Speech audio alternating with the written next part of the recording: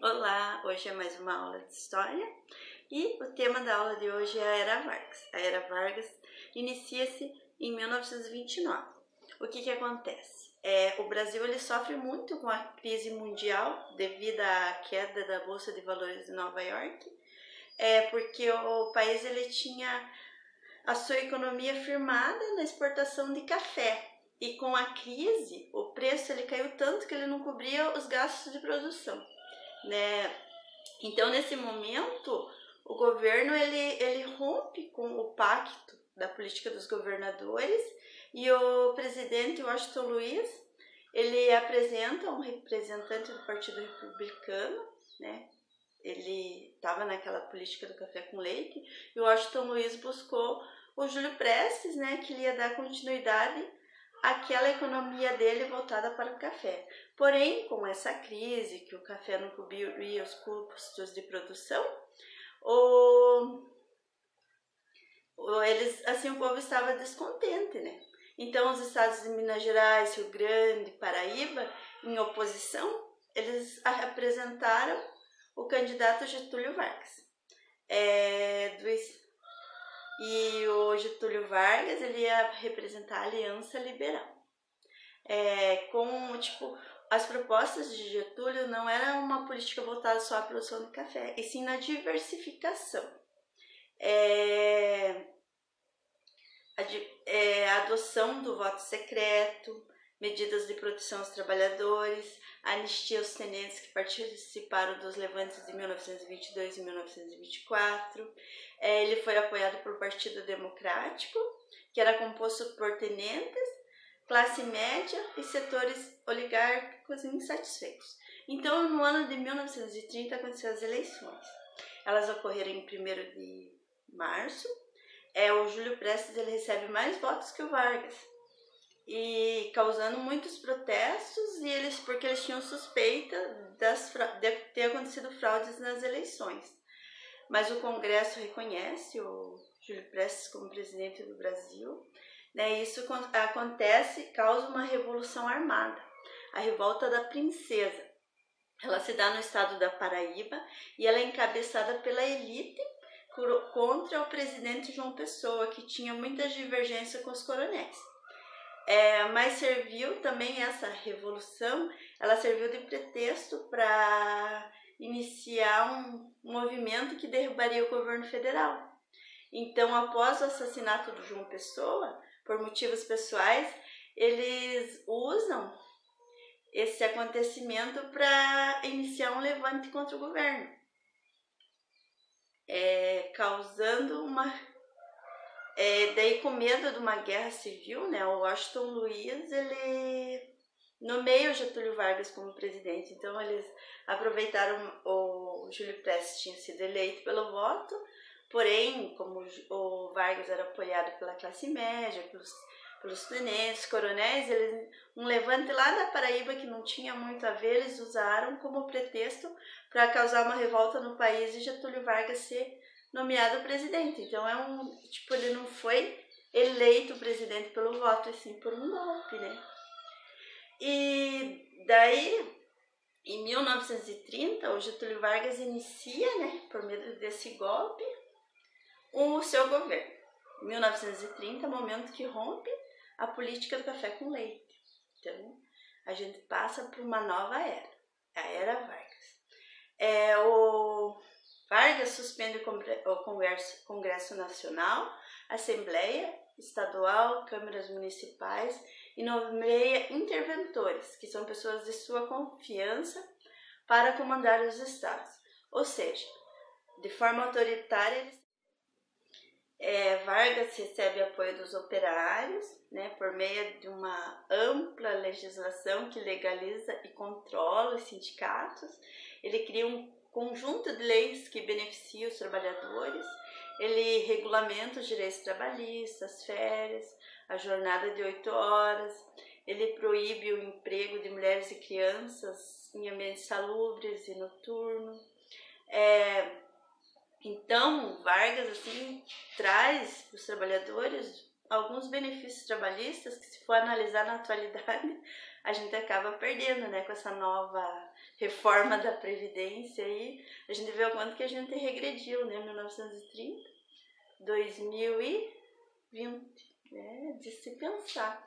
Então, em 1932, acontece o Código Eleitoral. A duração do governo do Vargas é o primeiro ponto de divergência entre os grupos que apoiaram ele da Aliança Liberal. Por quê? Porque eles exigiam a volta da democracia no país. Então, em fevereiro de 1932, foi instituído o Código Eleitoral Brasileiro. Ele criou a Justiça Eleitoral, a qual é responsável por fiscalizar as eleições, e o reconhecimento dos candidatos passariam para a responsabilidade do Poder Legislativo, que era vinculado ao Judiciário. O Vargas instituiu o voto secreto, o voto feminino. Foi escolhida a data de 15 de 5 de 33, 15 de 5 de 33, para a eleição da Assembleia Constituinte. Mas só que essas ações, assim, elas não acalmaram a população. Isso eclodiu na Revolução Constitucionalista em São Paulo. Por quê? Porque Vargas entrou lá e, né, queria ficar no poder, não queria fazer eleições. Então, eles, né, resolveram organizar uma Assembleia em Código Eleitoral. Não, né? Quem que vai organizar as próximas eleições? Quanto tempo? E isso aí teve uma revolta, né, que foi a Revolução Constitucionalista. Essa revolução aconteceu por causa das medidas centralizadoras de Vargas, né, como a gente acabou de ver, ele colocou pessoas da sua confiança, meio que autoritário e atropelando a democracia, né, centralizando o poder. Então, os paulistas, nesse momento, eles elaboraram uma nova Constituição, né? E que eles pediam a saída do interventor pernambucano de São Paulo, que era João Alberto Barros. Eles queriam uma pessoa nascida em São Paulo, porque eles não achavam certo um pernambucano ser o interventor lá do estado deles, né? E daí eles pediam compromisso do governo federal, né, na constitucionalização do país. Eles pediam que Armando Salles fosse o interventor de São Paulo. Então, em 1934, a nova Constituição, ela vinha para cumprir o que foi elaborado em 1936 e 33, né?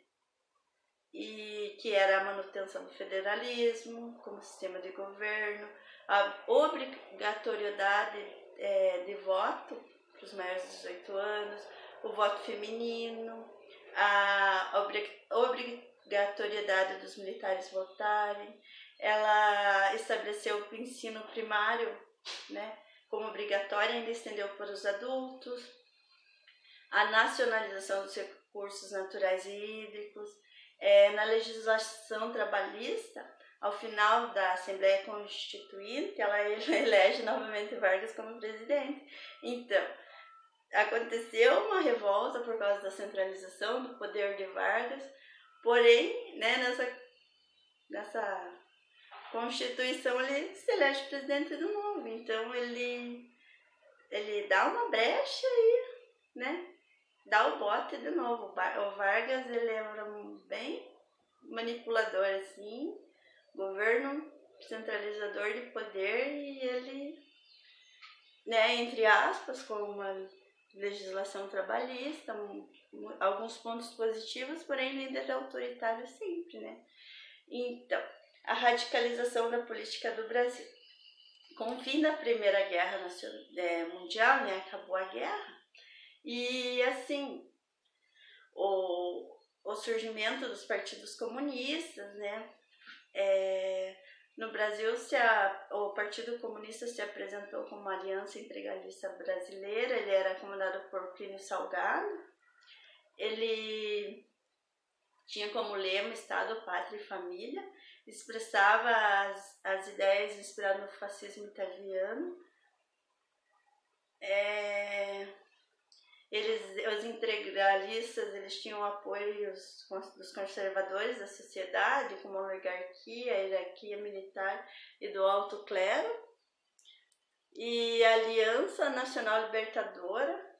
Então, assim, a Aliança Integralista era o partido dos conservadores e a Aliança Nacional Libertadora era dos comunistas. Eles eram antifascistas, eles eram dos comunistas e tenentes insatisfeitos com o governo. Ele surgiu em 1935 e a maior parte dos seus integrantes era da classe urbana e profissionais liberais. Nesse momento, né, foi o momento em que a força lá do Prestes e dessa levante comunista, ele assusta, né, o governo. Então, nesse momento, começa a perseguição aos comunistas no país, e onde a judia, mulher do Prestes, Olga Benário, foi presa, né, e mesmo grávida, ela foi mandada para um campo de concentração e executada na Alemanha.